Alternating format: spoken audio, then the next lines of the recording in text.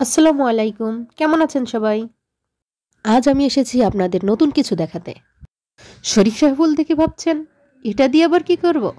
হ্যাঁ, আজকের রেসিপি সরিষা ফুল দিয়েই। প্রথমেই আমরা ক্ষেত থেকে সরিষা ফুলগুলো সংগ্রহ করব।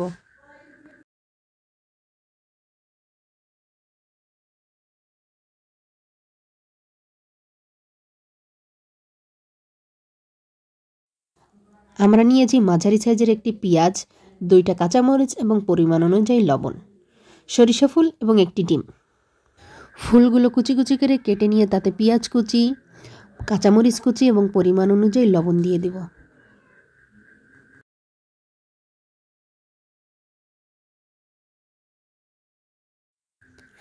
এতে ডিম দিয়ে ভালো করে ফেটে নিব।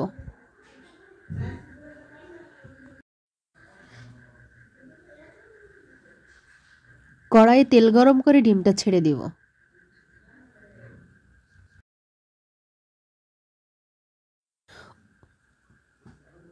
উল্টিয়ে পাল্টিয়ে ডিমটি ভেজে নিব।